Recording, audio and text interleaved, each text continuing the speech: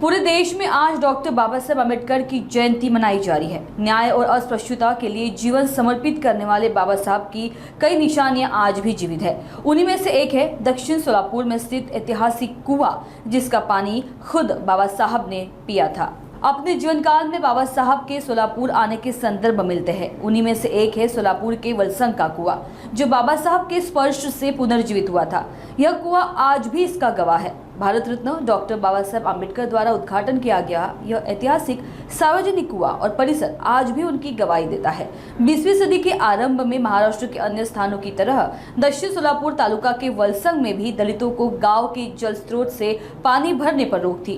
तब डॉक्टर बाबा साहेब अम्बेडकर से प्रेरित होकर वलसंग के दलित भाइयों ने श्रम और सार्वजनिक दान से कुआं खोदा। दलित बस्ती में कुआं खोदने का काम 1937 में पूरा हुआ था। यह जानकारी वलसंग के ग्रामीण सिद्धराम वाघमारे ने दी है।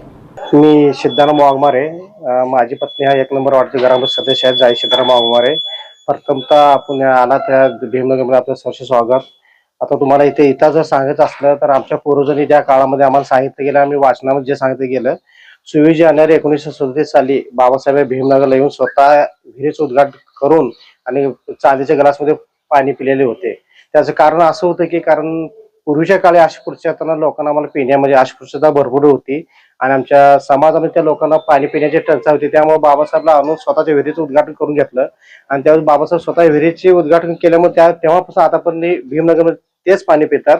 आणि त्या कालांतराने आम्ही ते विहिरीचं असं की सुशिपूर असं करता की येणाऱ्या पिढीसाठी ऐतिहासिक प्रेरणा भवन निर्माण व्हावं आणि बाबासाहेब त्या कसे आले आणि काय गेले माहिती त्या येणाऱ्या पिढीला निर्माण व्हावी, त्यासाठी आम्ही सुशिक्षण काम पण करत आहोत। मला जे पूर्वजांनी जे सांगितलं त्याच्या माहितीनुसार मी सांगतो, कारण श्रमदानातून विहीर खणली गेलेली आहे पूर्वजांच्या।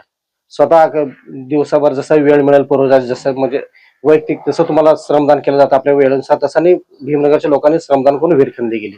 त्यांच्या काळात आमचे जे पूर्वज लोक होते, बाबासाहेब येणार होते असं त्यांना कळल्यानंतर सोलापूरला त्यांना निमंत्रण देण्यासाठी काय पूर्वज लोक गेले, तर बाबासाहेब बैलगाडीतून त्यावेळेस असं आलं तर आम्हाला समजतं आणि पूर्वजांच्या माहितीनुसार